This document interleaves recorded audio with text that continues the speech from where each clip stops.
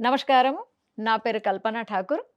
మనతో ఉన్న అతిథి ఇతిహాస సంకలన సమితి గ్రేటర్ హైదరాబాద్ జనరల్ సెక్రటరీ గారు. అలాగే ఐటీ కంపెనీ ప్రాజెక్ట్ మేనేజర్ గారు. నమస్కారం అన్నయ్య. నమస్తే అన్నయ్య అనొచ్చు కదా మిమ్మల్ని? అనొచ్చా? హ్మ్. మ్మ్. అన్నయ్య, ఇతిహాస సంకలన సమితి అంటే ఏంటి అన్నయ్య? ఇతిహాసం అంటే చరిత్ర, ఓకే. ఇట్లా జరిగింది. రెండు సంకలనం అంటే గ్యాదర్ చేయడం, అంటే దాన్ని అంటే సమీక్ష, ఇతిహాసాన్ని గ్యాదర్ చేయడమా? అంతే. ఓకే. సమితి అంటే ఆర్గనైజేషన్. అదే సంకలనం మరి చేయాల్సిన అవసరం ఉంది, ఆల్రెడీ ఉందిగా హిస్టరీ పుస్తకాలలో. హ్మ్.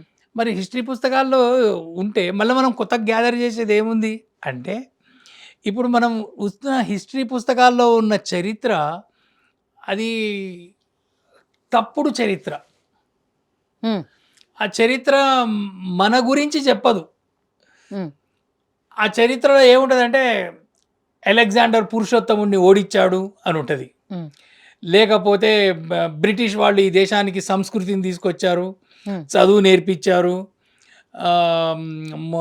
ముస్లింలు బ్రహ్మాండంగా ఇక్కడ పరిపాలన చేశారు, హ్మ్. వాళ్ళు సర్వమానవ సౌభ్రాతృత్వాన్ని పెంపొందించారు. హ్మ్. లేకపోతే శివాజీ చిట్టెలుక, ఔరంగజేబు సర్వమత దార్శనికుడు, ఏదో ఇట్లాంటిదంతా ఉంటుంది. హ్మ్. That which is totally against our own nation. హ్మ్. ఆ చరిత్ర సరైన చరిత్ర కాదు, హ్మ్. అది తప్పుడు చరిత్ర, మన మీద రుద్దబడ్డది. హ్మ్. ఆ చరిత్రలో వల్ల పరిణామాలు ఏమైనాయంటే, ఇక్కడున్నటువంటి వానికి, అంటే ఇక్కడున్నటువంటి భారతీయునికి మన చరిత్ర పట్ల, మన చారిత్రక పురుషుల పట్ల, లేకపోతే మన మహనీయుల పట్ల గౌరవం ఉండదు. హ్మ్. భారతదేశం యొక్క పరంపర మనది కొన్ని వేల సంవత్సరాల చరిత్ర. అసలు మనది వేల సంవత్సరాలు కాదు, ఒక 2.5 సంవత్సరాలు మన చరిత్ర అని వాళ్ళు తగ్గించేశారు. హ్మ్. ఎందుకంటే వేల సంవత్సరాల చరిత్ర అంటే మళ్ళీ అది ఈ బ్రిటిష్ వాళ్ళ చరిత్ర కంటే, లేకపోతే గ్రీకుల కంటే కూడా పాత చరిత్ర అవుతుంది, ఈజిప్షియన్స్ కంటే కూడా పాత చరిత్ర అవుతుంది. అంత పాత చరిత్ర ఉన్న భారతదేశం అది వాళ్ళ కాన్సెప్ట్కి సరిపోదు అని వాళ్ళు తగ్గించారు. దానిని ఎవరంటే మెకాలే అనేటువంటి ఆయన ఈ మామూలు చాలా మేధావి. హీ వాజ్ ఏ పిహెచ్డి ఆ రోజులలో. నేను ఏ రోజులలో 200 సంవత్సరాల క్రితం, ఓ 1830స్లో ఈ మెకాలే ఎట్లా ఈ భారతదేశాన్ని మానసికంగా వీళ్ళని తగ్గించి వాళ్ళందరినీ ఇంగ్లీష్ వాళ్ళలాగా తయారు చేయాలి. కోకోనట్ అంటారు, కొబ్బరికాయ చూడటానికి బయట బ్రౌన్గా ఉంటుంది, కానీ లోపల దాన్ని కొడితే లోపల తెల్లగా ఉంటుంది. అట్లాగే మనమందరం ఆ కొబ్బరికాయలం అన్నమాట. బయట చర్మం అంతా బ్రౌన్, లోపల తెల్లవాళ్ళ భావజాలం ఉండాలి. అట్లాగా వాళ్ళు ఒక విద్యా వ్యవస్థని ప్రవేశపెట్టారు. హ్మ్. అదే నడుస్తుంది. మన స్వాతంత్రం వచ్చిన తర్వాత మారాలి, హ్మ్. మారలేదు. దానికి కారణం ఏంటంటే, నెహ్రూ గారి ప్రభుత్వంలో ఆ తర్వాత ఉన్న వాళ్ళలో విద్యామంతులందరూ ముస్లింలు. ఓకే. మౌలానా అబుల్ కలాం ఆజాద్, తర్వాత జాకిర్ హుసేన్, ఇట్లా ఉన్నారు, చాలామంది ఉన్నారు. వీళ్ళందరూ ముస్లింలు. ఆ తర్వాత నెహ్రూ గారి ప్రభుత్వం, ఇందిరాగాంధీ ప్రభుత్వాలకి సమర్థనగా కమ్యూనిస్టులు సమర్థన చేశారు. దానికి అనుగుణంగా వాళ్ళు ఎడ్యుకేషన్ సిస్టంలోకి వాళ్ళు ప్రవేశించారు consciously. So our education system has been impacted by ఈ కమ్యూనిస్ట్ ఫోర్సెస్. అందుకని మనకు మన చరిత్ర అసలు తెలియదు. రాముడు తెలియదు, కృష్ణుడు తెలియదు, రాణా ప్రతాప్ యుద్ధం తెలియదు, ఛత్రపతి శివాజీ. మీకు ఈ చరిత్ర అంటే అలాంటి పుస్తకాలు చదవటం వల్ల ఎట్లా అయిపోయినాయంటే, అంతకుముందు ఆ అమ్మ, గా గణేష ఇట్లా ఉండేవి, ఆ తర్వాత గా గధ ఇట్లాగ అయిపోయింది. ఓకే. చిన్నపిల్లల టెక్స్ట్ బుక్స్. తర్వాత యూపీఎస్సీ ఎగ్జామ్స్ మీకు తెలుసు కదా, ఐఏఎస్ ఆఫీసర్లు. Yes. దానికి వాళ్ళ ఎగ్జామ్ ఎంట్రన్స్లో ఒక క్వశ్చన్ వచ్చింది ఒకసారి, ఒక 12 years బ్యాక్ అనుకుంటా, 12 years 14 years బ్యాక్ వచ్చింది అది క్వశ్చన్. భగత్ సింగ్ యొక్క టెర్రరిస్ట్ యాక్టివిటీస్ని వివరించుము, దాని పరిణామాలు ఏమిటి. ఇది భగత్ సింగ్ని అసలు ఆ ప్రశ్ననే తప్పు ప్రశ్న. భగత్ సింగ్ టెర్రరిస్టా, దేశభక్తుడా? భగత్ సింగ్ యొక్క కార్యక్రమాల యొక్క పరిణామాలు ఇవన్నీ అడగాల్సింది టెర్రరిస్ట్ యాక్ట్. అసలు భగత్ సింగ్ను టెర్రరిస్ట్గా చూసేటువంటి భావజాలాన్ని ఆ ప్రశ్న సెట్ చేసిన వాడు, ఆ సిలబస్ని పెట్టినవాడు, వాళ్ళు అట్లాంటి భావజాలాన్ని ఎట్లా తీసుకొచ్చారు? హ్మ్. కాబట్టి ఇది చాలా అయినాయి. ఒకటి కాదు, రెండు కాదు, అనేకమైన అంశాల్లో. కాబట్టి ఈ ఇతిహాస సంకలన సమితి పూర్వీకులు బాబాసాహెబ్ ఆప్టే అని 1960లలో వాళ్ళు ఆలోచించారు. అసలు మన చరిత్రని మనం కోల్పోతున్నాం. మన చరిత్ర ఏమిటో సరిగ్గా తెలుస్తలేదు. మన యువతకి, మన జాతికి తెలియదు. అందుకని వాళ్ళు స్టార్ట్ చేశారు ఇతిహాస సంకలన సమితి. అంటే వాళ్ళు ఆర్గనైజేషన్ తర్వాత పెట్టారు. కానీ ఫస్ట్ మన చరిత్ర ఏంటి, మన జాతి ఎంత పాతది, వాళ్ళు ఇంగ్లీష్ వాడు చెప్పేదాని ప్రకారం మన జాతి 2,500 సంవత్సరాలు, 3,000 సంవత్సరాలు. మొహెంజదారో హరప్ప, మొహెంజదారో హరప్ప కంటే పాతది. వేదాలు పుక్కిటి పురాణాలు అని అన్నారు. వేదాలు పుక్కిటి, రామాయణము, మహాభారతం ఇవి కాల్పనిక కథలు అని అన్నారు. కాల్పనిక కథలు. వేదాలు కూడా ఎవడో ఊహించి రాశాడు అన్నారు. ఎప్పుడు రాశాడు? 2,000-3,000 సంవత్సరాల క్రితం రాశాడు అన్నారు. సరే, 3,000 సంవత్సరాల క్రితం వేదాలు రాస్తే వేదాలలో 10,000 సంవత్సరాల క్రితం ఎండిపోయిన సరస్వతి నది గురించి 3,000 సంవత్సరాల క్రితం వాడు ఎట్లా రాశాడు? ఇది ఒక పెద్ద చర్చ. అసలు సరస్వతి నది అనేది ఉన్నదా లేదా? ఎందుకంటే వేదాల్లో ఉన్నది ఆ నది గురించి. చాలా పెద్ద నది, అదైతే వెడల్పైన నది, పెద్ద నది. ఆ నది లేదు ఇప్పుడు. కాబట్టి నది లేదు కాబట్టి వేదాలు కల్పన అంటున్నారు. అయితే ఒక 25-30 సంవత్సరాల క్రితం, 35 సంవత్సరాల క్రితం నాసా వాళ్ళు శాటిలైట్స్తో ఫోటోలు తీస్తే ఒక వెడల్పైన ఎండిపోయిన నది కనిపించింది రాజస్థాన్ ప్రాంతాల్లో. అక్కడ ఆ నది సరస్వతి నది. అది ఎండిపోయి 10,000 సంవత్సరాలు అయింది, లేదా 12,000 సంవత్సరాలు. అంటే 9,000 సంవత్సరాలు. అది ఎండిపోయిన 9,000 సంవత్సరాల తర్వాత వేదాలు రాయబడి ఉంటే ఆ నది అసలు ఎట్లా ఈ 9,000 సంవత్సరాల క్రితం ఇక్కడ నది ఉండింది అని వీడు ఎట్లా ఊహిస్తాడు? వీడు ఊహించలేడు కదా. కాబట్టి ఇట్లాగా వాళ్ళు క్యాల్కులేట్ చేసి వేదాలు సత్యము, వేదాలు ఆ నది ప్రవహించేటప్పుడు అంటే 10,000-12,000 సంవత్సరాల క్రితం రాయబడ్డవి అని తేల్చారు. అట్లాగా వేదాలు standard. That is why Rigveda is the first book to be written by mankind. మానవులు రాసిన మొట్టమొదటి పుస్తకం ఋగ్వేదం. సరే, దాని తర్వాత మహాభారతం యుద్ధం జరిగిందా జరగలేదా దాన్ని కూడా ఇట్లనే క్యాల్కులేట్ చేసి దానిలో చాలా పంచాంగం అంశాలు ఉన్నాయి, క్యాలెండర్ అంశాలు. ఇవన్నీ చూసి మహాభారతము 5,140 సంవత్సరాలు రఫ్గా, ఒక ఎగ్జాక్ట్గా 2-3 ఏళ్ళు అటు ఇటు, 5,140 ఇయర్స్ బ్యాక్ మహాభారత యుద్ధం జరిగింది. 5,140 ఇయర్స్ బ్యాక్ అంటే క్రీస్తుకి 3,000 సంవత్సరాల పూర్వం. క్రీస్తుకు 3,000. ఇప్పుడు చూస్తున్నటువంటి ఇస్లాం కానీ లేకపోతే క్రైస్తవం కానీ ఇవన్నిటికంటే పాతది మహాభారతం. అప్పటికే మన వాళ్ళు సంస్కృతంలో మాట్లాడుతున్నారు, ఆ భవనాలు కట్టారు, యుద్ధాలు చేశారు, ఆభరణాలు చేశారు. అంటే చాలా విలసిల్లినటువంటి సంస్కృతి. కాబట్టి భారతీయ సంస్కృతి చాలా ప్రాచీనమైనది, పురాతనమైనది. ఈ విషయాన్ని చరిత్ర ద్వారా మన విషయాల్ని మనం తెలుసుకోవాలి. బయట వాళ్ళకి చెప్పడం పక్కన పెట్టండి. మన జాతిలో ప్రస్తుతం ఉన్నటువంటి సమాజము, తర్వాత భవిష్యత్ సమాజాలకి ఇది తెలియాలి. మన వాస్తవ చరిత్ర తెలియాలి. ఎప్పుడైతే మన వాస్తవ చరిత్ర తెలుస్తుందో అప్పుడు మనకు మన జాతి పట్ల, మన సంస్కృతి పట్ల, మన సంస్కృతిని కాపాడినటువంటి ఆ వీరుల పట్ల మనకి ఒక అభిమానం, గౌరవము, దాంతో మనకి ఒక గర్వము, ఇవన్నీ స్వాభిమానం, ఇవన్నీ జాగృతం అవుతాయి. అంటే ఈ ఇతిహాస సంకలన సమితి నుంచి మనకు వాస్తవికతలు ఆధారాలతో వస్తుందా చరిత్ర? అంతే. అంటే ఆ చరిత్రని తీసుకురావటం, అది సంకలనం చేయటం. అంటే ఇప్పుడున్న చరిత్ర మొత్తం ఫేక్ అంటారా? మొత్తం అనను, కానీ చాలా ఫేక్ అంశాలు ఉన్నాయి. ఫేక్ అంశాలు ఉన్నాయి. మన వాళ్ళని తగ్గించి వేశారు. అది కాబట్టి ఈ తగ్గించి వేసిన ఏ విషయంలో మన వాళ్ళని చాలా, మీరు ఫర్ ఎగ్జాంపుల్ మీరు స్కూల్లో చదువుకున్నారు కదా, మీరు హిస్టరీలో అక్బరు, ఔరంగజేబు వీళ్ళ గురించి ఎక్కువ చదివినరా, లేకపోతే శివాజీ, రాణా ప్రతాప్ గురించి ఎక్కువ చదివారా? ఆబ్వియస్లీ అక్బర్, ఔరంగజేబ్. అది అయిపోయి ఇక్కడే వెళ్ళిపోలే. అట్లా అనేకమనే. రుద్రమదేవి గురించి లేవు. అంటే ఈ మధ్య తెలంగాణ రావడం వల్ల కాస్త వచ్చినది, కానీ అయినప్పటికీ రుద్రమదేవి వచ్చింది. మరి ప్రతాపరుద్రుడిని ఎవరు చంపారు?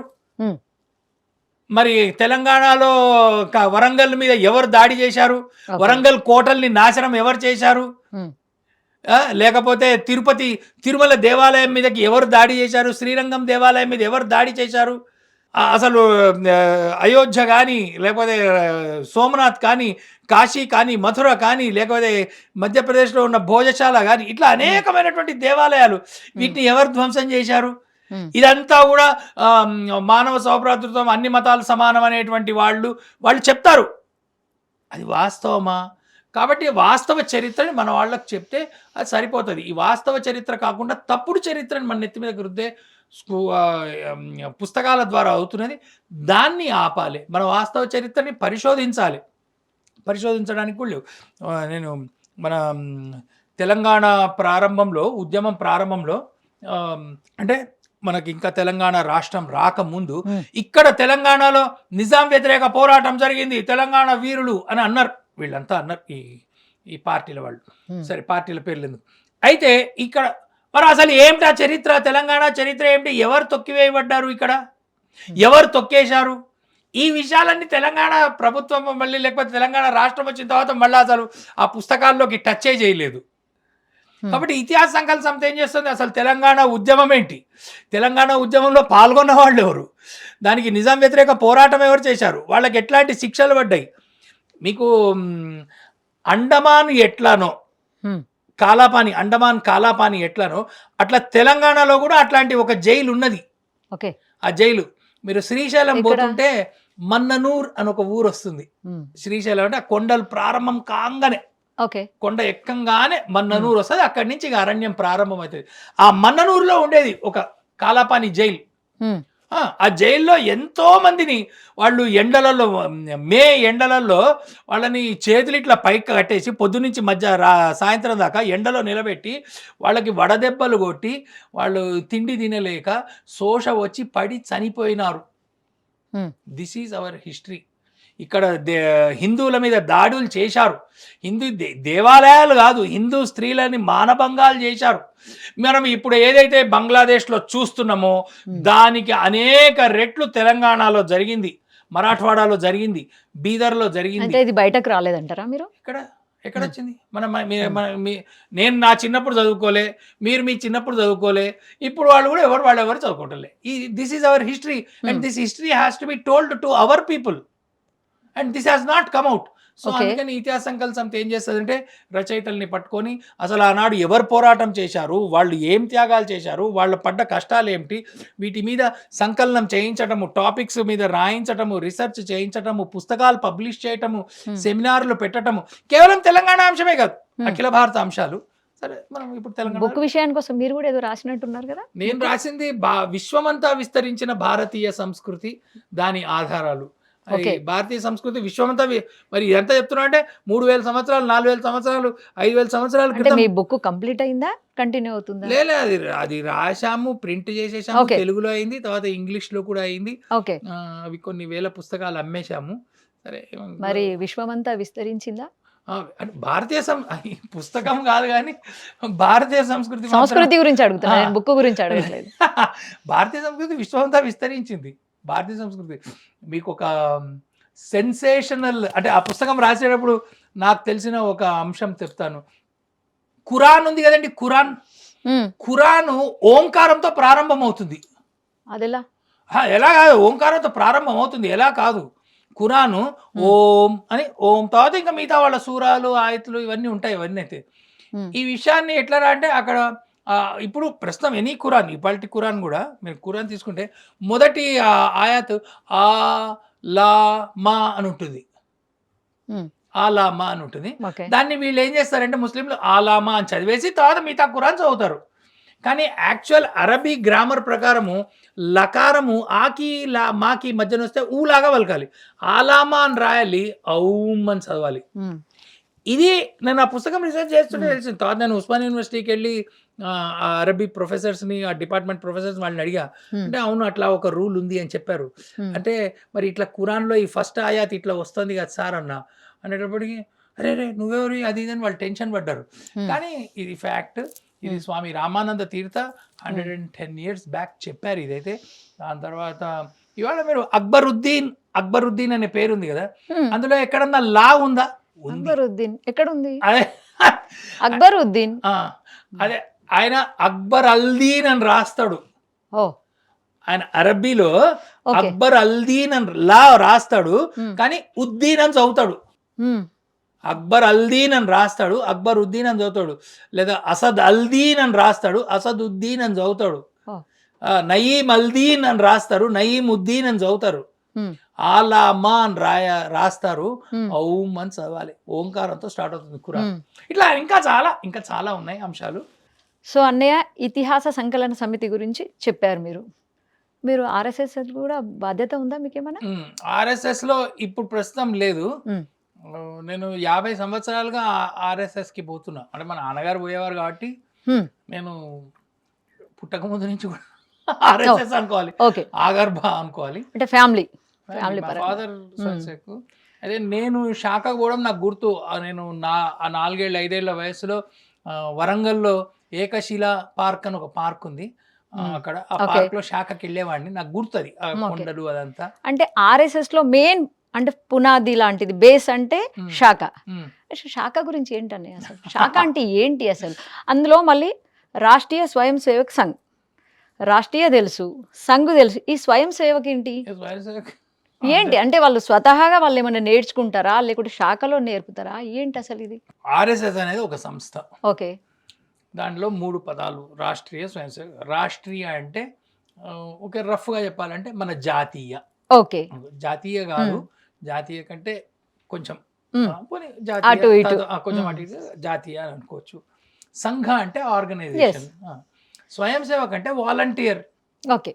వాలంటీర్ అయితే మరి వాలంటీర్ ఎట్లా ఉండాలి అంటే వాడు దేశభక్తుడై ఉండాలి. వాలంటీర్లు చాలా మంది ఉన్నారు. రజాకార్ అంటే కూడా వాలంటీర్ అట. నేను మొన్ననే తెచ్చింది బంగ్లాదేశ్ గొడవలలో. ఇదేంటి కొత్తగా? రజాకార్ అంటే వాలంటీర్ అట.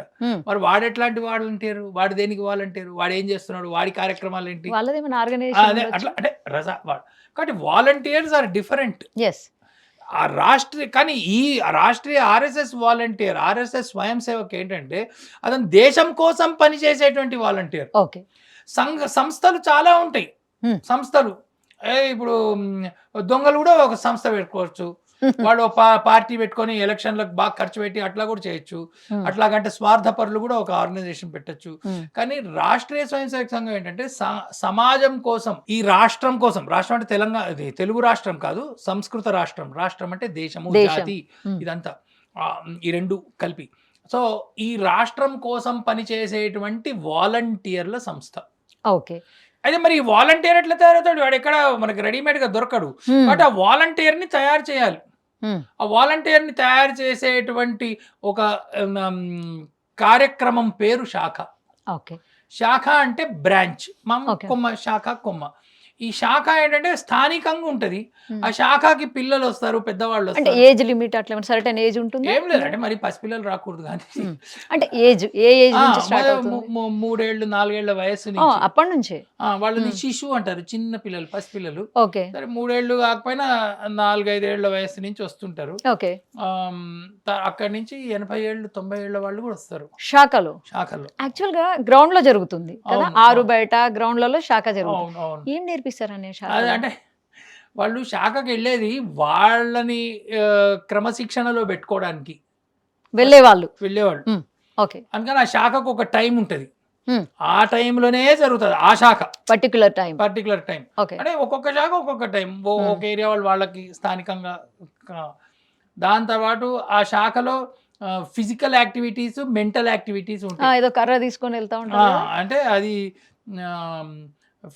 శారీరక యాక్టివిటీస్. అంటే ఈ కర్ర తీసుకొని వెళ్తారు కదా, అంటే సెల్ఫ్ డిఫెన్స్ ఏమన్నా నేర్పిస్తారా లేకుంటే ఇంకేంటి? మామూలుగా అది వ్యాయామాలు చేయడానికి, ఎక్సర్సైజ్ కోసం, కోసము. తర్వాత దాంట్లో యోగా ఉంటది, అంటే ఆ శాఖలో శారీరక యాక్టివిటీస్. దాని తర్వాత ఈ మీరు చెప్పారు కర్ర, దండ అంటారు, ఆ దండ ఉంటుంది. దాని తర్వాత ఆ దండని అంటే ఆ యుద్ధం చేసేటప్పుడు ఆ దండని, ఈ క్రికెట్ ఆడేవాళ్ళు ఫుట్ వర్క్ అంటారు, ఆ ఫుట్ వర్క్ నేర్పిస్తారు. అంటే ఈ దండని మామూలుగా తిప్పడం కాదు, వాళ్ళు యుద్ధం చేయడానికి. ఒకవేళ ఎవరన్నా దాడి చేస్తే దాడిని తట్టుకోవటానికి, ఎదురు దాడి వాళ్ళు ఎవరన్నా ఒక్కొక్కటి దాడి చేయొచ్చు, 5గురు దాడి చేయొచ్చు, 10 మంది 40 మంది, ఎంతమంది దాడి చేసినా ఈ దండ పట్టుకున్నవాడు వాళ్ళని ఆపాలి. Self protection. Self protection, not attack, self protection. Self అయితే మరి ఆ సెల్ఫ్ ప్రొటెక్షన్ చేయాలంటే జస్ట్ ఇట్లా తిప్పితే సరిపోదు, వాళ్ళు అటు ఇటు మూమెంట్స్ ఉంటాయి. ఈ మూమెంట్స్ అన్ని కాళ్ళ మూమెంట్స్ అవి నేర్పిస్తారు. ఓకే. దాని తర్వాత ఈ మిలిటరీలో పోలీస్లో మీరు చూస్తారు డిసిప్లిన్కి ఈ పరేడ్ అని ఉంటుంది. పరేడ్. పరేడ్, ఆ పరేడ్ వీళ్ళు నేర్పిస్తారు. పరేడ్ ఉంటుంది, అది చాలా దాదాపు మిలిటరీ లెవెల్లో ఉంటుంది అయితే పరేడ్. వాళ్ళు నేర్పిస్తారు, చాలా ప్రశిక్షణ ఉంటుంది దానికి అయితే.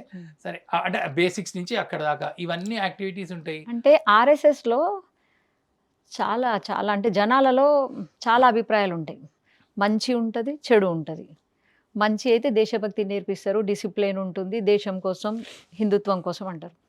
రెండో కోణం చూస్తే ఆర్ఎస్ఎస్లో మతాల మధ్య చిచ్చు పెడుతుంది, మత విద్వేషాలను రెచ్చగొడుతుంది అంటారు. పిల్లలకు అప్పటి నుంచి శాఖ నుంచే శిక్షణ స్టార్ట్ అవుతుంది అంటారు. దానికి మీ సమాధానం? అయితే ఇట్లా అన్నవాళ్ళు ఎవరంటే, ఎవరికైతే సంఘం తెలియదో, లేకపోతే ఈ సంఘం మీద బురద జల్లాలో అట్లా అనుకునే వాళ్ళే ఇట్లా మాట్లాడతారు. ఎందుకంటే శాఖలో ఇవన్నీ ఎక్కడ డిస్కషన్ కూడా జరగవు, ఈ మతాల గురించి డిస్కషన్లు జరగవు.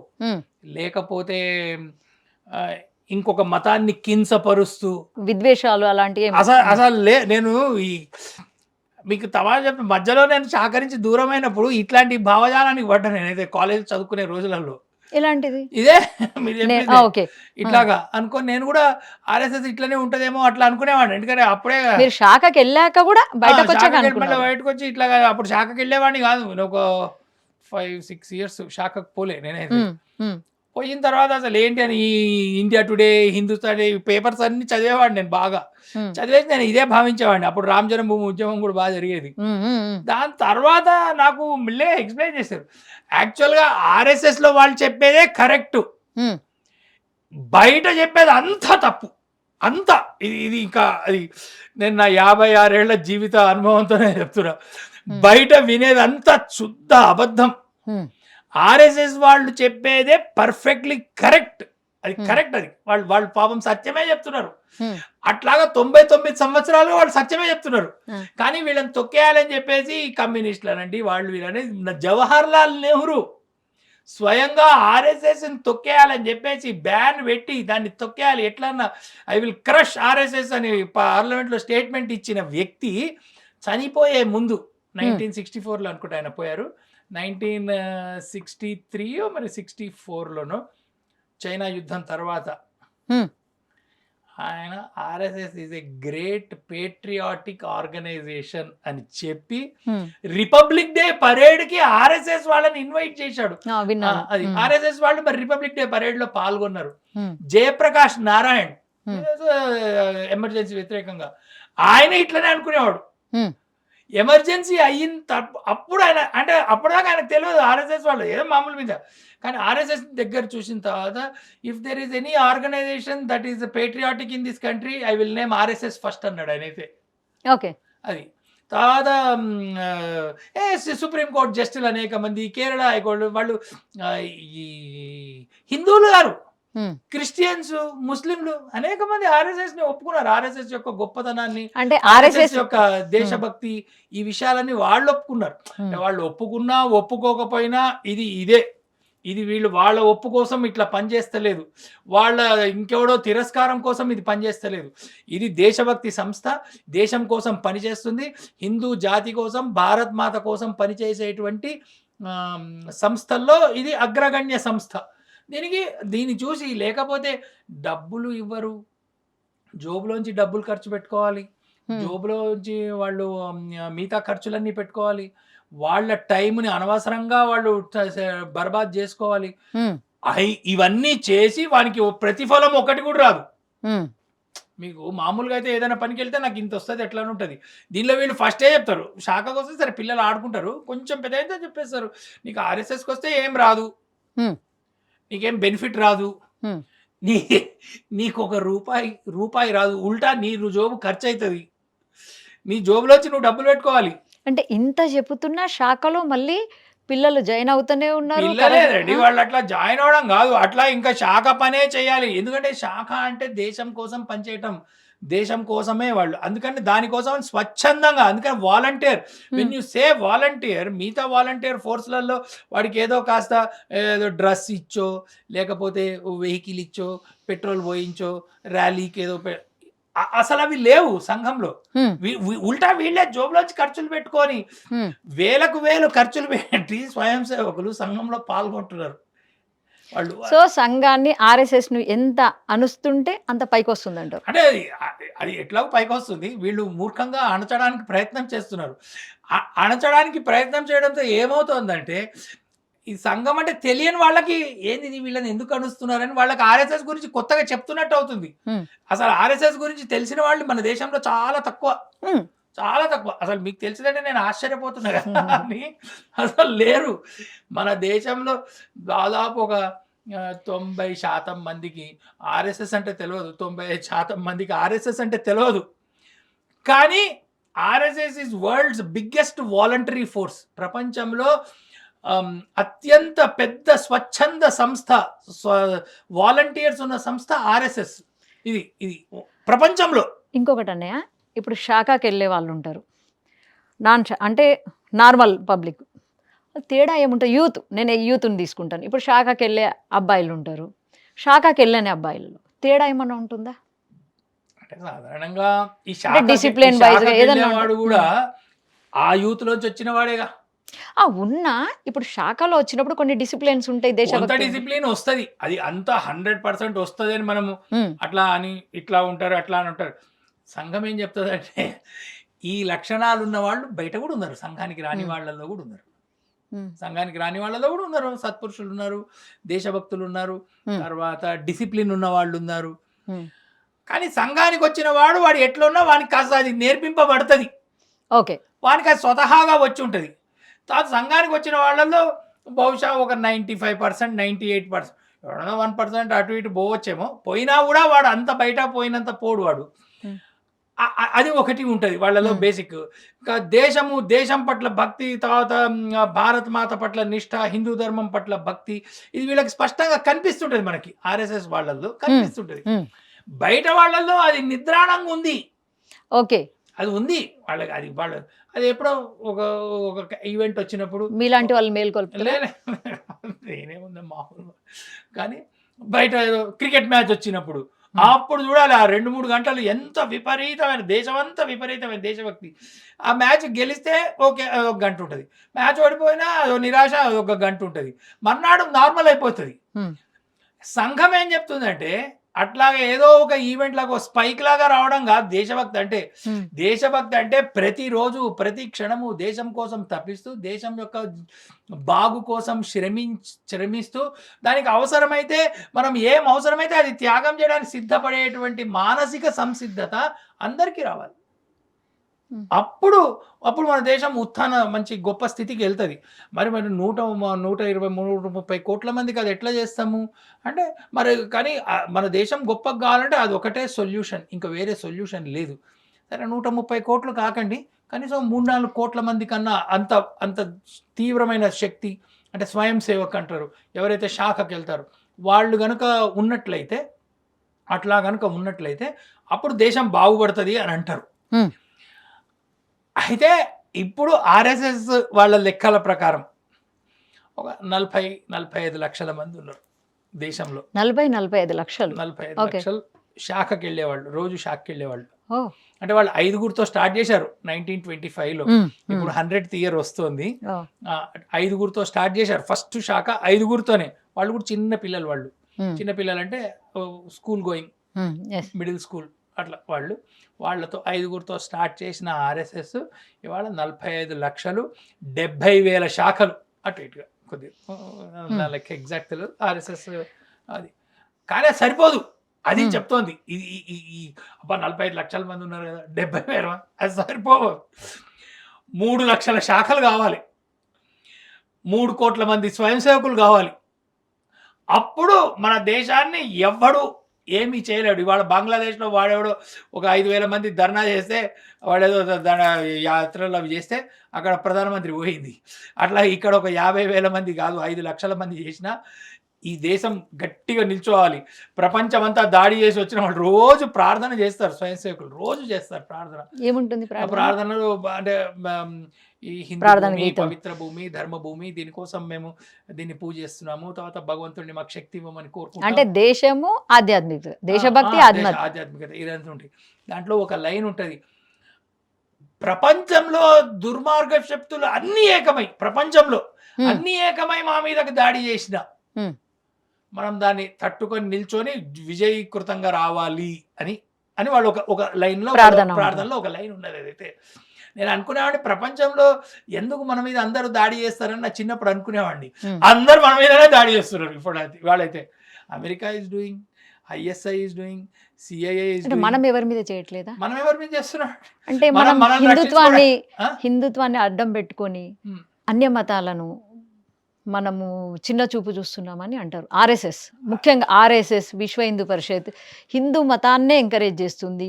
హిందూ మతాన్ని అడ్డం పెట్టుకొని అన్య మతాలు, ఇప్పుడు మైనార్టీలు కావచ్చు, క్రిస్టియన్స్ కావచ్చు, ఏ మతాలనైనా దగ్గరికి తీయదు. అదే ఇదంతా వాటి మీద విషం అదే జిమ్ముతుంది, విషం జల్లే. పిల్లల చెవులలో అది మొత్తం నింపుతుంది చిన్నప్పటి నుంచి, శాఖ నుంచి. ఇక అలా ఆర్ఎస్ఎస్ లో నేను అదే గమనిస్తున్నా, వీళ్ళు దేశాన్ని ప్రేమించమంటారు, దేశం కోసం పనిచేయమంటారు, మన సంస్కృతిని ఇందులో అన్యమతాన్ని కించపరిచేది ఏమున్నది? ఉమ్. అన్యమతాన్ని ఉల్టా అన్యమతాల వాళ్ళు హిందువుల మీద దాడి చేసి హిందువులను మతం మారుస్తున్నారు. ఉమ్. నేను ఎందుకండి, మొన్న ఒక 10 రోజుల క్రితము ఓ హైకోర్టు జడ్జి చెప్పాడు కదా, ఇక్కడ మతం మార్పిడులు అవుతున్నాయి, ఇంకొక 20-30 సంవత్సరాల్లో హిందువులు తగ్గిపోతారు, ఏమిటిది ఏమవుతుందని హైకోర్టు జడ్జి స్టేట్మెంట్ ఇచ్చాడు. దాంట్లో మరి కాబట్టి అసలు ఇదంతా ప్రచారం. వీ హ్యావ్ టు ఫస్ట్, మీరు మీడియాలో ఉన్నారు కానీ నేను మీడియాని చెప్తాను, మీడియా అనేది కమ్యూనిస్టులతో నిండిపోయింది. ఈ దేశద్రోహులందరూ మీడియాలో ఉన్నారు. ఫస్ట్ ఎడ్యుకేషన్ ఫీల్డ్లో ఉన్నారు మీడియా కమ్యూనిస్టులు. వీళ్ళు ఏంటంటే ఈ దేశభక్తుల్ని వీళ్ళు బద్నాం చేస్తున్నారు, ఈ దేశభక్తుల్ని బద్నాం చేస్తున్నారు. తర్వాత ఆర్ఎస్ఎస్ మనమేం చేస్తున్నాం, మనం రాముడిని పూజించమంటున్నాం, కృష్ణుడిని గౌరవించమంటున్నాము, కానీ వీళ్ళేమంటారు, అమ్మో రాముడిని పూజ చేస్తే కమ్యూనల్. రాముడిని పూజ చేస్తే కమ్యూనల్ ఏంటి నాకు అర్థం కాదు. ఈ దేశంలో రాముడు ముఖ్యమా లేకపోతే ఇంకెవడో బయటవాడు ముఖ్యమా? ఇది చెప్పండి. బయటవాడంటే బయటవాడు మన దేశం బయటవాడు ఎవడన్నా కానివ్వండి, మీ ఇష్టం ఎవరన్నా. ఈ దేశము హద్దుల బయట ఉన్నవాడు వాడు చెప్పింది. మన దేశము మన హిందూ ధర్మము మానవుల్ని కలిపి ఉంచేటువంటిది, మానవ జాతిని రక్షించేటువంటిది. ఈ దేశంలో హిందువులు ఉండటం వల్లనే ప్రపంచంలో మనుష్య జాతి మనుగడ సాగుతుంది అని నేను కాదు.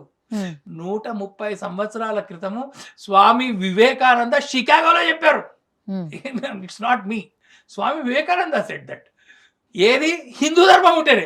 ఒకవేళ హిందూ ధర్మం ఆయననే హీ ఆన్సర్డ్, ఒకవేళ హిందూ ధర్మమే లుప్తమైపోతే అని ఆలోచించి అప్పుడు ఇక్కడ అరాచకం మేలుతుంది, ఐశ్వర్యాలు, తర్వాత ధన మద మత్సర్యాలు ఇవన్నీ చేసి మనుషులని చంపేస్తాయి అని అన్నారు ఆయన అన్నారు. మనకు కనిపిస్తుంది కదా, ఇజ్రాయెల్లో కనిపిస్తుంది కదా, ప్యాలెస్టీన్లో కనిపిస్తుంది, ఇరాన్లో కనిపిస్తుంది, ఇరాక్లో కనిపిస్తుంది, సిరియాలో కనిపిస్తుంది, జోర్డాన్లో కనిపిస్తుంది, ఇంగ్లాండ్లో కనిపిస్తుంది. ఇంగ్లాండ్లో అల్లర్లు జరుగుతున్నాయి, పాకిస్తాన్లో, ఆఫ్ఘనిస్తాన్లో. మనకి అది ఆదర్శమా? లేకపోతే శాంతియుతంగా అందరూ సర్వమానవ సౌభ్రాతృత్వము, సర్వే భవంతు సుఖిన, సర్వే సంతు నిరామయ అని చెప్పేటువంటి హిందూ ధర్మం ఆదర్శమా? ఇది చెప్పండి మనకి. మరి మనకి హిందూ ధర్మమే ఆదర్శము కాబట్టి హిందూ ధర్మమే గొప్పది, హిందూ ధర్మమే అందరు మనుషులు బాగుండాలని కోరు. హిందూ ధర్మము హిందూ జన సుఖినో భవంతు అని చెప్పడం లే, అందరు మనుషులు బాగుండాలని చెప్తుంది, అందరూ సుఖంగా ఉండాలని చెప్తుంది. ఇక్కడ అందరూ సుఖంగా ఉన్నారు. ఈ దేశంలో ముస్లింలు అందరూ సుఖంగానే ఉన్నారు. వాళ్ళు పాపం కొంతమంది వాళ్ళు అగ్రీ చేస్తలేరు, వాళ్ళు మేము సుఖంగా లేమని. కానీ పాపం వాళ్ళు అడిగారు కదా, వాళ్ళు మాకు వేరే దేశం కావాలన్నారు, వాళ్ళు వెళ్ళిపోయారు. వెళ్ళగా ఇంకా మిగిలిన వాళ్ళని ఇక్కడ ఉంచుకున్నాం మనం. అయితే వాళ్ళు వెళ్ళిపోదాం అన్నారు. సో అట్లా ఇక్కడ ఉన్న వాళ్ళు సుఖంగా ఉన్నారు. అది వాళ్ళ వల్ల కాదు, ఈ విషయాన్ని గుర్తుంచుకోవాలి. వాళ్ళ వల్ల కాదు. ముస్లింలు ఎక్కడున్నారో, అస్సాంలో అల్లర్లు జరిగినాయి, కాశ్మీర్లో అక్కడి నుంచి హిందువులు తరిమివేయబడ్డారు 1990లో. మరి విజయవాడలో ఎందుకు తరిమివేయలే? మరి లేకపోతే చెన్నైలో ఎందుకు కాలే? పూనాలో ఎందుకు కాలే? మరి అవన్నీ కూడా అవి హిందూ మెజారిటీ ఏరియాస్ కదా, అక్కడ నార్మల్గా బతుకుతున్నారు కదా హిందువులు. కాబట్టి ఇది ఒక పిచ్చి భ్రమలు.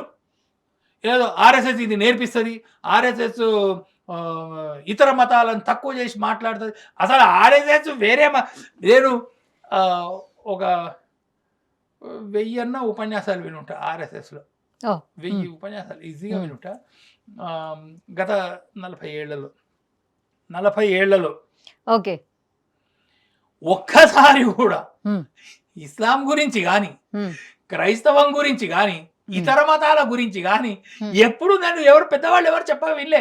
ఆర్ఎస్ఎస్ లో ఫార్మల్ మీరు తీసుకోండి, సరసంఘ చాలక్ అంటారు ప్రెసిడెంట్, వాళ్ళ ఉపన్యాసాలు నేను ఎన్ని విన్నాను, ఒక 15, 20, 30 అన్న వినుంటా నేనైతే. ఆ తర్వాత పైన పెద్దవాళ్ళు ఆల్ ఇండియా లెవెల్ వాళ్ళు ఎవ్వరు వాళ్ళు చెప్పేది హిందువులు గట్టిగా ఉండండి, మీరు వేదాలను నమ్మండి, రామాయణాన్ని ఆదర్శంగా తీసుకోండి, కృష్ణుడు చెప్పిన భగవద్గీతను ఆదర్శంగా తీసుకోండి, ఇవి చెప్తారు. వాళ్ళ అన్యమతాల గురించి తక్కువ చూడటం కానీ ఎక్కువ చూడటం కానీ. ఓవరాల్గా ఆర్ఎస్ఎస్ దేశానికి ఏం చేస్తుందంటే, అసలు ఆర్ఎస్ఎస్ దేశానికి సేవలు ఏంటి, అసలు యాక్టివిటీస్, దేశభక్తుల్ని తయారు చేయడం అనేది ఒక పెద్ద విషయం. మన దేశంలో కుల భక్తులు ఉంటారు, కులాన్ని బాగా ఉన్నారు అట్లాంటి వాళ్ళు. భాషా భక్తులు ఉన్నారు, ప్రాంతీయ భక్తులు ఉన్నారు, తెలంగాణ వాళ్ళు ఉన్నారు, రాయలసీమ వాళ్ళు, ఇట్లా ప్రాంతీయ, తెలంగాణ రాయలసీమ కాదు, మరాఠవాడ, విదర్భ వాళ్ళు, దక్షిణ కర్ణాటక ఇట్లా ప్రాంతీయ వాళ్ళు. కుల, మత, ప్రాంత, భాష, లింగ, ఇట్లా మీరు ఎన్ని విభాగాలు తీసుకుంటే అన్ని భేదాలు కలిగిన వాళ్ళు ఉన్నారు. కానీ సంఘం ఏం చెప్తుంది, మొత్తం దేశంలో యువత అంటే మొత్తం ప్రజలంతా కూడా మన దేశ భక్తులుగా కావాలి. మన దేశాన్ని ఫస్ట్ ప్రయారిటీ దేశం, second priority your family, first priority దేశానికి ఇమ్మని ఉంటుంది. అట్లాంటి దేశభక్తుల్ని తయారు చేసేటువంటి సంస్థ ఆర్ఎస్ఎస్. అంతకంటే మరి అంత దేశభక్తులను తయారు చేస్తుంది అంటారు. మతం అని బాగా ఎందుకు అంటుంది? మతం అని వాళ్ళు అంటున్నారు, వీళ్ళు అంటలేరు కదా. వీళ్ళు ఏమంటారు, చాలా మంది అడుగుతారు అంటారు అన్నయ్య, చాలా మంది అడుగుతారు మతం అన్నం పెడుతుందా అని. దానికి మీ సమాధానం? మీరు ఇంకొకటి ఆలోచించాలి, ఇది నేను కాదు చెప్పింది, స్వామి వివేకానంద చెప్పారు. మతం అంటే మరి మతం అన్నం పెడతా అనేవాడు ఎవడు అన్నాడు, వాడు మరి మతం అన్నం పెడుతుందా అనేవాడు, మరి ఇస్లాం అన్నం పెడుతుందా, మరి క్రైస్తవం అన్నం పెడుతుందా, జీసస్ అన్నం పెడతాడా? వాడేం పెట్టాడు కదా. మరి అక్కడ ఎందుకు అడుగుతలేరు? వాటి వీడిని అడుగుతున్నారు. ఉల్టా పాపం అసలు వీళ్ళు మతం గురించి మాట్లాడతలేరు. మన దేశంలో మనం మాట్లాడేది ధర్మం గురించి. ధర్మం వేరే, మతం వేరే. ధర్మం వేరే, మతం వేరే. మతం అంటే ఒక దేవుణ్ణి పట్టి పూజించేది. అది సంఘం అనేది ఏం చెప్తుందంటే, మనం ధర్మం ప్రకారంగా బతకాలి, ధర్మం ప్రకారంగా బతకాలి, ధర్మాన్ని అనుసరిస్తూ బతకాలి, దేశం కోసం బతకాలి. ఎవడైనా మన మీద దాడి చేస్తే కనీసం మనం రక్షించుకునే స్థాయిలో మనం ఉండాలి. ఇట్లా లేకుండిండ్రు గత 1000 సంవత్సరాల్లో, అట్లా లేకుండింది. హిందువులు బాగా దెబ్బతిన్నారు, హిందువులను మోసం చేశారు. హిందూ రాజులు పోయి ముస్లిం రాజులతో ఒప్పందాలు చేసేసుకొని ప్రజలని తొక్కేశారు. అట్లా కాకుండా హిందువులు స్వాభిమానంగా బతకాలి, మనం ఎవరి మీద దాడి చేయక్కర్లేదు, వాడినే అక్కర్లేదు, మనం గట్టిగా ఉంటే చాలు అని కోరుకునేటువంటి సంస్థ. దానికోసం ఈ ఆర్ఎస్ఎస్ సంస్థ, దానికోసం ఈ శాఖలు. ఎందుకంటే మనం ఎవరి మీద అటాకులకి వాటికి వీళ్ళేం ట్రైనింగ్లు ఇవ్వరు, ఏం చేయరు. మనం గట్టిగా ఉండాలి. ఎవడన్నా మనని దాడి చేస్తుంటే మనం ఆపగలిగేటువంటి కెపాసిటీ ఉండాలి.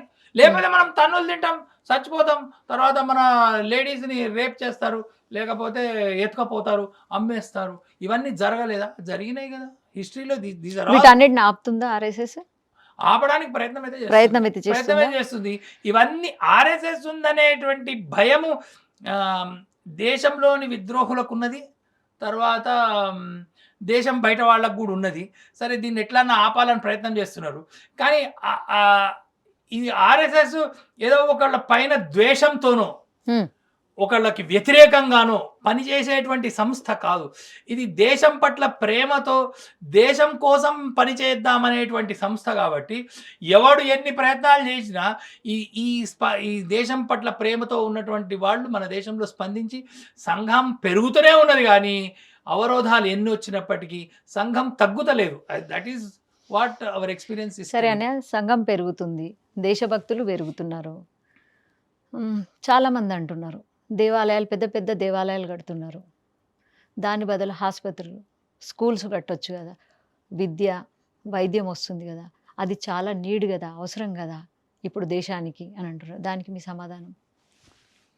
అంటే ఈ పెద్ద గుళ్ళుకు పెట్టే ఖర్చు ఈ స్కూళ్ళకు హాస్పిటల్స్కి పెడితే లేని వాళ్ళకు ఉచిత విద్య వైద్యం అందుతుంది కదా, ఎందుకు అంత పెద్ద గుళ్ళకి వెళ్తున్నారు ఇదే అనే దానికి మీ ఆన్సర్? ఇదే క్వశ్చన్ని ప్రస్తుతం RSS president doctor Mohan Bhagwat వారిని ఎవరో ఇట్లనే అడిగారు. అడుగుతానే ఉంటారనే ఇంకా అడుగుతారు.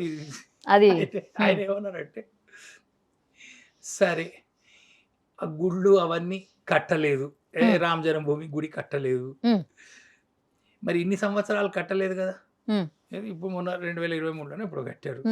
మరి 1947లో మన స్వాతంత్రం, మరి 75 సంవత్సరాల్లో మరి ఈ హాస్పిటళ్ళు, ఈ స్కూల్స్ ఇవన్నీ బాగుపడి ఉండాలి కదా, మన దేశం నెంబర్ 1 వెళ్ళిపోయి ఉండాలి కదా, మరి అదెందుకు గాలి? సరే తెలంగాణ వచ్చింది, తెలంగాణ వాళ్ళు ఏదో దోచుకుంటున్నారని వచ్చింది, మరి తెలంగాణ వాళ్ళు ఎవరో దోచుకుంటున్నారని వస్తే మరి తెలంగాణ వచ్చి మీలాంటి వాళ్ళు చెప్పాలి కదా, తెలంగాణ వచ్చి 10 సంవత్సరాలు అయింది, మరి ఇక్కడ స్కూల్స్ బాగుపడలేదు, మరి హాస్పిటల్స్ రాలేదు, ఇక్కడ డబ్బులు దోచుకున్నారు, ఇక్కడ కట్టిన ప్రాజెక్ట్స్ అన్ని నీళ్ళలో మునిగిపోతున్నాయి. స్వయంగా ముఖ్యమంత్రి మనవడు కేసీఆర్, ముఖ్యమంత్రి కేటీఆర్ కొడుకు, ఆ పిల్లగాడు ఆ స్కూల్కి పోయాడు. స్కూల్కి పోయి ఆ స్కూల్ని చూసి ఇదేంది, ఇది ఇట్లుంది, గీ బాత్రూమ్ లేనిది, గీ రూమ్ లేనిది, ఇవన్నీ అని ఆ అబ్బాయి పరేషాన్ అయిపోయాడు. చిన్నపిల్లవాడు, అది న్యాచురల్ స్పందన. వాళ్ళ అయ్య, వాళ్ళ తాత, వాళ్ళ అత్త వాళ్ళు ఏమన్నారు, ఓ బ్రహ్మాండంగా తెలంగాణ బంగారు తెలంగాణ వెలిగిపోతుందని అంటున్నారు. మరి ఇదేంది, దిస్ హ్యాపెండ్ అవునా? కాబట్టి ఈ దేవాలయాలు వీటి యొక్క పర్పస్ వేరే, వీటి పర్పస్ వేరే. వీటి ద్వారా సమాజంలో అందరిలో ఏకాత్మ భావన తీసుకురావటం, సమాజంలో ఆధ్యాత్మిక భావన పెంపొందించటం. స్వామి వివేకానంద చెప్తారు, ప్రతి దేశానికి ఒక టెక్నిక్ ఉంటుందట, ఆ టెక్నిక్ ద్వారానే వాళ్ళకి ఏమైనా చెప్పాలి. ఇప్పుడు అమెరికా ఉన్నారనుకోండి, అమెరికా వాళ్ళకి వ్యాపారం యాంగిల్లో చెప్పాలి, పైసలు ఇన్ని లాభాలు వస్తాయి, ఇంత ప్రాఫిట్, అప్పుడు వాళ్ళకి మంచిగా సమాజంలో అందరికి అర్థమవుతుంది. ఎందుకంటే America is a business society, society it self is business, అక్కడ బిజినెస్కి ప్రాముఖ్యత ఎక్కువ. అట్లాగా కొన్ని ముస్లిం దేశాలు ఉన్నాయనుకోండి, వాళ్ళకి అక్కడ నువ్వు ఈ తప్పు చేస్తే నీ చెయ్యి తీసేస్తారు, నీ కాలు తీసేస్తారు, లేకపోతే తల తీసేస్తారు, అట్లా చెప్తేనే వాళ్ళకి అర్థమవుతుంది. అక్కడ కొన్ని జాతులకి, నేను ముస్లిం జాతులని కానీ కొన్ని జాతులకి అట్లాగా. ఈ భారతదేశంలో ఏం చెప్పారన్నా మామూలుగా అర్థం కాదు. మీరు బిజినెస్లో చెప్పినా అంటారు వాళ్ళైతే, నువ్వు చదువు చెప్పినా, కానీ మీరు ఆధ్యాత్మిక విషయం ఆధ్యాత్మికంగా చెప్పారు అనుకోండి, అందరికీ రిక్షావాడుగా చదువుకున్నవాడు, చదువుకురాని వాడి నుంచి మహా ధనవంతుడు దాకా అందరికీ ఆధ్యాత్మికత యాంగిల్లో చెప్తే అర్థమవుతుంది. This is how our question paper are our genes are set. నేను స్వామి వివేకానంద చెప్పారు, ఇది మన భారతదేశంలో ఆధ్యాత్మిక యాంగిల్లో చెప్తేనే అర్థమవుతుంది. ఇగో ఈ డబ్బులు వస్తాయి రవై, ఇగో ఈ స్కూల్స్ వస్తాయి, ఇట్లా అర్థం కాదు. నువ్వు ఆ దేవాలయానికి ఇవ్వు. అందుకనే మన దేవాలయాలు కేవలం దేవుణ్ణి ఆరాధించే దేవాలయాలు కావు, అక్కడ అన్నసత్రాలు నడిచేవి, దేవాలయాలు నడిపేవి, దాని తర్వాత విద్యాబోధన జరిగేది, వైద్యాలయాలు ఉండేవి, ఇవన్నీ తర్వాత వ్యాయామశాలలు ఉండేవి దేవాలయాల్లో. ఈ గత 500 సంవత్సరాల్లో ఆ దేవాలయ వ్యవస్థ విచ్ఛిన్నమైంది. అవన్నీ ఆ విద్యాలయాలు పడిపోయినాయి, వైద్యాలయాలు పడిపోయినాయి, అన్నీ పడిపోయినాయి. ఇప్పుడు మళ్ళీ అది పునరుద్ధరణ చేయాలి. కానీ ఇప్పుడు ఏమైనా ప్రభుత్వాలు దేవాలయాలను కబ్జా చేసుకొని ఆ దేవాలయ పాపం ప్రజలు మాత్రం దేవాలయాల్లో దేవునికి ధనం ఇస్తున్నారు. దేవాలయాలు అత్యంత వైభవమైనటువంటి దేవాలయాలు భారతదేశంలో ఉన్నాయి. ఆ డబ్బునంతా దోచుకుంటున్నారు. దోచుకోకూడదు. ఆ డబ్బుతో ఆ దేవాలయాల్ని సంతులు మహంతులతో పెడితే వాళ్ళు బ్రహ్మాండంగా నడిపిస్తున్నారు. శంకర నేత్ర వైద్యాలయ, శంకర హాస్పిటల్, లేకపోతే చిన్నజీయర్ ట్రస్ట్, అమ్మ ఉన్నారు కదా, అమ్మ అని కేరళ ఆవిడ, అమృతానందమయి, లేకపోతే రామకృష్ణ మట్టు, మరి వీళ్ళందరూ ఆధ్యాత్మికవేత్తలే కదా. మరి వీళ్ళందరూ కూడా మరి వీళ్ళకి వచ్చిన ధనాన్ని విద్యాలయాలు, వైద్యాలయాలు ఇవన్నీ కడుతున్నారు కదా. కానీ మనం విద్యాలయానికి డొనేషన్ ఇవ్వు బాబు, లేదా వైద్యాలయానికి డొనేషన్ ఇవ్వంటే మన సమాజం అంత త్వరగా స్పందించదు. ఇగో కాళీమాత, లేకపోతే శివుడు, ఈశ్వరుడు, భగవంతుడు, ఆధ్యాత్మికత, దానికోసం మనం చేయాలి. వైద్యో నారాయణో హరి అన్నారు అనుకోండి, వెంటనే మానవ సేవయే మాధవ సేవ అది బాగా అర్థమవుతుంది. కాబట్టి మన దేశంలో ఆధ్యాత్మికత ద్వారా మాత్రమే, ఇంకా వేరే మార్గం లేదు ఈ దేశానికి. నా అన్య పంథాయ అంటే ఇంకొక అన్య మార్గం లేదు. దీనికి ఆధ్యాత్మికత ఆధారంగానే ఈ దేశం ఉంటుంది. ఇది మనం ఇవాళ మనం ఇట్లా డిసైడ్ చేసేది కాదు. ఈ కమ్యూనిస్ట్ చర్చలలో వీటిలో డిసైడ్ చేసేది కాదు. కొన్ని వేల సంవత్సరాలుగా ఇక్కడ అట్లా ఉన్నది. ఋషులు, మునులు. ఇక్కడ రామాయణం బాగా అర్థమవుతుంది అందరికీ, ప్రజలందరికీ.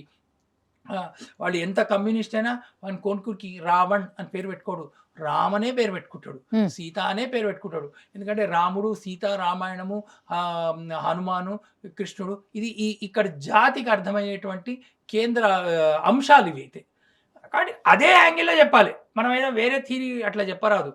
దాన్ని వ్యతిరేకించేటువంటి వాళ్ళు అనేక మంది ఉన్నారు. వాళ్ళు అడిగే ప్రశ్ననే. సరే, ఆర్ఎస్ఎస్ సేవలు అంటే ముఖ్యంగా ఇప్పుడు సేవలు చేస్తుంది అంటారు, సమాజానికి పనికొచ్చే. ఎక్కడ ఒక స్లోగనా మీద ఏదో ఉంటుంది, జహా కమ్ వహా అమ్మ అంటారు. అర్థం ఏంటిదండి? అంటే ఎక్కడ అవసరం ఉంటే మీరు వెళ్ళిపోతారా? సంఘం అంటే ఈ వాలంటీర్స్. మరి వాలంటీర్స్ ఏంటి అంటే సంఘము సర్వస్పర్శి కావాలి. సర్వస్పర్శి అంటే అన్ని రంగాలను టచ్ చేయాలి. సంఘం టచ్ చేయదు. ఆర్ఎస్ఎస్ శాఖలనే చూస్తుంది. ఆర్ఎస్ఎస్ ఆ వాలంటీర్స్ తయారు చేసే పనే ఆర్ఎస్ఎస్ అన్నారు అనుకోండి, ఇంకా ఆర్ఎస్ఎస్ కి వేరే పని లేదు. ఆర్ఎస్ఎస్ ఆ శాఖ, ఆ వాలంటీర్స్, మళ్ళీ వాళ్ళ ద్వారా కొత్త వాలంటీర్స్ లాస్ట్ 99 years గా ఇది. అందులో తయారైనటువంటి స్వయం సేవకులు వివిధ రంగాలకు వెళ్తారు. ఇప్పుడు నేనేమో ఇతిహాస సంకలనానికి వచ్చా, ఇంకెవరినో ఏవి పంపిస్తారు, ఇంకెవరు విశ్వ హిందూ పరిషత్, ఇంకెవరినో వనవాసి కళ్యాణ్. వీరందరూ కూడా చేసేది దేశానికి పనికొచ్చే, దేశానికి వచ్చి ఆ సంస్థలలో చేస్తారు. సంస్థలు. సేవా భారతి అని ఒక ఆర్గనైజేషన్ ఉంది. దాంట్లో అంటే మామూలు మిగతా వాళ్ళు నేను అడిగేది ఆ సేవల గురించి కాదు. సమాజంలో ఇప్పుడు ఫ్లడ్స్ వచ్చినాయి, ఎక్కడైనా ఎవరికైనా నీడ్ ఉంది, అవసరం ఉంది, అలాంటి దగ్గర ఆర్ఎస్ఎస్ సేవా భారతి అనేటువంటిది ఈ సేవా కార్యక్రమాలను చూస్తుంది. కేవలము ఈ సేవా కార్యక్రమాలలో కూడా హిందువుల వరకే పరిమితం అయితాయా, లేకుంటే అన్య మతాలకు కూడా పరిమితం అవుతాయా? ఈ మధ్య వాట్సాప్ లో వస్తుంది కదా, లాస్ట్ 4-5 days గా ఆ వాయనాడులో అవన్నీ ఇల్లు కొట్టుకుపోయినాయి, అవన్నీ అయినాయి. అప్పుడు చాలా మంది కోల్పోయారు. ఆర్ఎస్ఎస్ స్వయం సేవకులు అక్కడ అంటే ఇక్కడి నుంచి పోలేదు, అక్కడ ఉన్నటువంటి స్వయం సేవకులు అక్కడ సేవ చేస్తున్నారు. దానికి ఏదో ఫండింగ్ అదంతా అవుతుంది.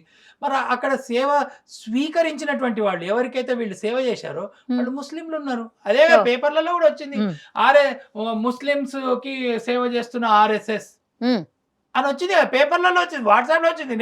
నేను కూడా అంత పెద్దగా ఫాలో అవుతలేను, కానీ వాట్సాప్లో వచ్చిన వార్తలు ఇవి. ఎక్కడా కూడా ఆర్ఎస్ఎస్ మత ప్రాతిపదికన కానీ లేకపోతే కుల ప్రాతిపదికన కానీ అది అట్లా సేవలు చేస్తాను అని అనదు. సంఘము అంటే ఆర్ఎస్ఎస్ మొత్తము భారతీయ సమాజానికి సేవ చేస్తుంది. మీకు ఇంకొక అడుగు చెప్తాము, భారతీయ ముస్లింలుగా భావించదు ఆర్ఎస్ఎస్. వాళ్ళందరూ కూడా 300-400 సంవత్సరాలు, గత 300-400 సంవత్సరాల్లో హిందువులకి పుట్టినటువంటి వాళ్ళే.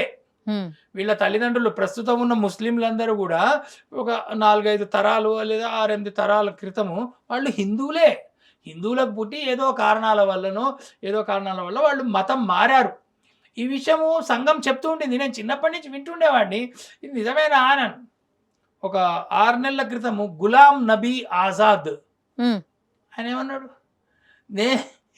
ఇక్కడ కాశ్మీరీ పండిట్లు, ఇక్కడ కాశ్మీర్లో ఉన్న ముస్లింలు, భారతదేశంలో ఉన్న ముస్లింలు అందరూ వాళ్ళ యొక్క పూర్వీకులు ఒకప్పుడు హిందువులే, మేమంతా కూడా హిందువుల సంతానమే అని గులాం నబీ, కాంగ్రెస్ నాయకుడు గులాం నబీ ఆజాద్ స్టేట్మెంట్ ఇదైతే. అరేబియాకి వెళ్ళారనుకోండి, వీళ్ళని ముస్లింలు అనరు, హిందువులని పిలుస్తారు. అక్కడ హజ్కి వెళ్తారు కదా వీళ్ళు, హజ్కి వెళ్తే వీళ్ళని హిందూ కాలనీకి పంపించాడు. హిందూ కాలనీ అంటే భారతదేశం నుంచి వచ్చిన ముస్లింల కాలనీని హిందూ కాలనీ అని పిలుస్తారు వాళ్ళు. అయితే సో సేవా యాక్టివిటీస్ చేస్తుంది. సేవా యాక్టివిటీస్కి విపత్తులే రావాలక్కర్లే, విపత్తులు లేకపోయినా ఇప్పుడు యువత డ్రగ్స్కు బాగా, మత్తు పదార్థాలకు బాగా బానిస అవుతుంది. దీనికి ఆర్ఎస్ఎస్ ఏమన్నా చర్యలు సంఘానికి తీసుకుంటుంది. వస్తే సంఘం శాఖకు వచ్చిన వాడు అంటే శాఖకు వచ్చినోడు తీసుకోకపోవచ్చు, శాఖకు రాని వాళ్ళు వాడిని తీసుకుంటారు. అది వాడిని కూడా శాఖకి భారతదేశంలో తీసుకురావడమే మెథడ్. వాడిని శాఖకి లాక్కో రావడం అన్నట్టు లాక్కడం మంచిగా. అంతే కదా మరి. ఉమ్. లేకపోతే వాడిని ఎట్లా, వాని కోసం అని ఒక మెడికల్ అంటే నాకు సేవా భారతి వాళ్ళ ఈ డ్రగ్ ఎడిక్ట్స్ కోసం వాళ్ళు చేస్తున్నటువంటి ప్రయత్నాలు నాకు పర్సనల్ గా తెలియవు. Okay okay. కానీ ఆపరేషన్స్ లేకపోతే డాక్టర్ కన్సల్టేషన్స్ లేకపోతే క్లినిక్స్ నడపటము, అనాథాశ్రమాలు అంటే మీరు నడపటము. ఓవరాల్ గా చెప్పేది ఏంటంటే సంఘంలో ఉన్న పిల్లలు ఈ బయట డ్రగ్స్ అలవాడు అలాంటి కాకూడదు అంటే శాఖలోకి రావాలంటారు. శాఖలోకి రావాలంటే వీళ్ళు తక్కువ, వీళ్ళు ఉమ్. మిగిలిన వాళ్ళు మనం రోడ్డు మీద ఎక్కడదా జారి పడవచ్చు, ఉమ్. ఇంట్లో ఉంటే కాస్త తక్కువ జారుతాం అంతే. వీళ్ళు కూడా ఎవరన్నా జారొచ్చేమో మరి నాకు తెలియదు కానీ అంటే మీరు కథలు బాగా చెప్తారంట, లేదు. హిందుత్వమో సాహసమో దేని గురించి ఒక ఏదో కథ చెప్తారంట, మేము కూడా వింటాం, చెప్పండి ఏంటన్నయ్య కథ. ఒక గ్రామంలో ఒక వీరుడు ఉండేవాడు. ఉమ్. ఆ వీరుడు ఆ, బాగా యుద్ధాలు అవన్నీ పాల్గొన్నాడు, చేశాడు. వాళ్ళ రాజు ఆయనకు ఒక భయంకరమైన పెద్ద కత్తి ఇచ్చాడు. ఉమ్. కత్తి ఇస్తే ఆ కత్తిని తీసుకున్నాడు వీరుడు చాలా ఆనందంగా. ఆ కత్తిని గోడ మీద అలంకరించాడు. ఆ గోడ మీద అని పెట్టుకొని దాన్ని చూసి ప్రజలు, గ్రామంలో వాళ్ళందరూ కూడా అబ్బా వీరునికి ఇచ్చిన కత్తి అని వాళ్ళంతా మెచ్చుకునేవాళ్ళు. ఒకసారి ఏమైందంటే ఒకరోజు వీరుడు ఎక్కడో బయట నుంచి ఇంటికి వచ్చి చూసేటప్పటికి ఆ కత్తి మీద ఒక ఎలక పరిగెత్తుతున్నది. ఉమ్. అందులో వీరుని బాధ కలిగింది. "ఏయ్ ఛ్ ఛ్" అని ఎలక పారిపోయింది. మళ్ళీ కాసేపు మళ్ళీ కత్తి మీదకి వచ్చింది ఎలక. ఉమ్. ఈ వీరుడు దాన్ని ఎన్నోసార్లు ప్రయత్నం చేశాడు, ఎప్పుడు చేసినా అది పోతుంది, మళ్ళీ వస్తుంది. దాంతో వీరునికి కోపం వచ్చింది, ఇంత గొప్ప కత్తిని ఎలక ఎందుకు గౌరవిస్తలేదు అని. వీరుని కోపం వచ్చి ఏం చేశాడంటే ఒకరోజు ఆ ఎలకని ఏమన్నా చేద్దామని ఆ కత్తి పట్టుకొని కూర్చున్నాడు. ఉమ్. ఆ కత్తి పట్టుకుంటే అక్కడ ఆ ఎలక వచ్చింది. ఎలక రాగానే డామ్ అని ఆ కత్తిని ఎలక మీద ప్రయోగం చేశాడు. ఉమ్. ఆ ఎలక పక్కకి దూకింది, కత్తి రాయి మీద పడ్డది, కొంచెం రాయికి అదేంది, కత్తికి సొట్టపోయింది. ఉమ్. అంత రాజు ఇచ్చిన కత్తి సొట్టపోయింది. ఉమ్. ఆ ఎలక చస్తలేదు, ఉల్టా ఈ కత్తి సొట్టపోయింది. ఉమ్. ఇవాళ దాంతో వీరునికి అవమానం అయిపోయింది, ఎలకని ఎట్లా చంపలేకపోతున్నాడు. అప్పుడు ఏమైంది బాధపడుతుంటే దోస్తులు వచ్చారు, వచ్చి వాళ్ళు అడిగారు ఏమైందిరా అంటే, ఇగో ఇట్లా రా ఇదంతా చెప్తే వాళ్ళు ఎలకని అట్లా కాదు చంపాలి, ఎలకని పిల్లిని పట్టుకొని వచ్చి పిల్లి చంపేస్తుంది అన్నాడు. సరే అని పిల్లుల కోసం ట్రై చేశాడు. ఉమ్. అయితే ఈ కత్తి సొట్టపోయిన విషయం ఊర్లో అందరికీ తెలిసింది, ఊర్లో అందరు జాలి పడ్డారు, పిల్లులకు కూడా తెలిసింది. ఉమ్. ఓర్ని వీరుడు కత్తి పట్టుకొని చంపితేనే చావని ఎలక మనకెట్లా వస్తుంది అని చెప్పి పిల్లులన్నీ భయపడ్డాయి, ఏమి రాలే. ఆఖరికి అవన్నీ తప్పించుకోబోతుంటే ఒక పిల్లిని పట్టుకున్నాడు, పట్టుకొని ఇంటికి తీసుకొచ్చాడు. ఉమ్. వచ్చేటప్పటికి ఆ పిల్లి భయపడుతుంది, వీరునికే చావని ఎలక తన చేతిలో ఎట్లా. ఇంతలో ఆ పిల్లి ఆ ఎదురుగా ఎలక అటు పరిగెత్తింది, అది ఇంకా భయపడ్డది, ఓర్ని ఇది నన్ను నా మీద దాడి చేస్తుందని వీరుడు ఇట్లా వదలగానే పైకి ఎగిరింది. ఉమ్. ఎగిరేటప్పటికి ఆ గుమ్మం తగిలి పిల్లి చచ్చిపోయింది.